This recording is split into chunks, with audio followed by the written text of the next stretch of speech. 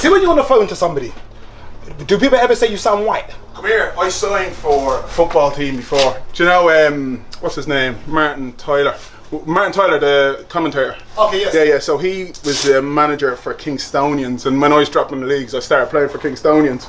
And anyway, I was on the phone to him, because I signed it. They've never seen me before, but they knew that I was playing. And I was like, okay, yeah, I'll see you down the club, and it was in Kingston, just over, in Kingston's the club. And I remember I was like, okay, I'll meet you outside the club. I was at the club, standing outside. They drove past me twice. Yep. And then they went, Paul? And I went, yeah, how are you getting on? He's like, oh my God, yeah. So, yeah, true stories. We always see when someone sounds white as someone speaking well. That's a sad thing. Yeah. Like even black people might say that someone speaks well. Oh, I thought you was white. I'm just like, what do you mean? No, just the way you sound, the way you speak. Or when someone says, oh, but I find interesting is also when someone says, I don't think you would date black girls. And I always say, is there a type of when someone says someone doesn't date a certain race? Is there a type? I don't know. Because I've heard that a few times. Someone said to me, I didn't think you liked black girls. I'm like, I don't think there's a type. I'm like, what do you mean by that? But I also find it interesting. There's that guy that was in remember that guy Brian Bello, that was in Big Brother. Now, yeah, Big Brother, yeah. Remember him, Brian Bello? Essex Now, accent, yeah. now, someone like him, yeah. I think what I find interesting is that someone like him is more than likely probably going to date white girls. Yeah. Okay, and it's because of what he's around, though. Exactly. So this is like me. Your environment. I didn't see any black girls until I moved to London when I was 15. Yeah. The only ones that I had was me cousin and me ma. My cousin came to live with us to look after Francis when he was a kid, and then that was it. Vicky. Yeah. What are you doing? You think I'm lying here? Who's that there, bro? Anyway, and then we had Franca as well. Remember Franca? Yeah. So but that's all I knew. And then I came over to England, and I'm like, okay, what do I know? And then I was afraid. I'm not gonna lie. I'm afraid of the girls from London, the black girls from London. I was gonna say that because you're so used to a certain thing. Yeah. Wouldn't you find that even just the way you've been raised and the culture and maybe the women you've been around, that maybe their behaviour, maybe their temperament, not saying that attitude, but just maybe their mannerisms was a bit different to what you was used to, and maybe they might not even get your banter. Yeah. No. You remember because you're from Dublin, yeah, and the way you banter and even the way you talk. Yeah, I'm not cool. One thing that I'll say is, I've learned about London, I am not cool. Like I see Chisel do a post and he'll be holding his phone. Yeah. You know, like cool. Yeah. And then like other lads will be like posing. I have to, when a photo's on me, I'm like, that's all I know, you know? That's all I know. But then when I'm over here, I remember I'd go out on nights out and I'm a Larry lad on the Guinness and stuff, and then my boys would have bottles. Yeah. And then I just noticed they'll all, I'm not here, I'm here for a drink, do you know what I mean? But it's different. So I always notice that and that's not me, do you know what I mean? It's interesting when they say cool, because the funny thing is that, like, he mentioned the fact that he's not cool. Yeah. And that's just, you are cool.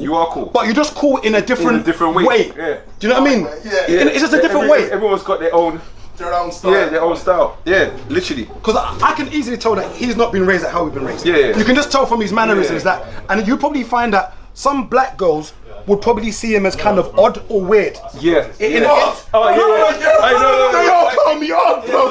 You're weird, bro. That's all I get on my DMs. Yeah, that's all I get. That's what I was going to ask you. Like, when it comes to approaching black girls, how do you find it for you? So it's different. I'm not in a big head. I never approach girls. Yeah. I'll always. Oh, sorry. No. Not saying that they come. No. Wait, was it the legs? Anyway, not that it happens, but I'll always wait until somebody comes into I have no game, so it's not like I could go in and go, oh yeah, what's got wagwan, girl, you know what I mean? He's coaching. You see? That's not coaching. If I had no muscles, I'd be a virgin, bro. You know what I mean? I want to see this first. Light work. Oh man, I'm doing big talk. Jaheim, activate the powers. Then press the button. Wait, turn around. Hey, Paul. Jaheim's ready. We pressed the button. But he made a point though of saying that, because he's from Dublin, he made a point of saying that he found it a bit challenging because he's used to a certain type of girl. Yeah. And I'll be honest, a lot of black girls will probably find you odd or weird. Because remember, first thing, you're in the club drinking beer. You're drinking a bottle of beer. Typically in the UK, go look at it and be like, Yeah. But to be fair, I can relate. Because of rugby. Not even that.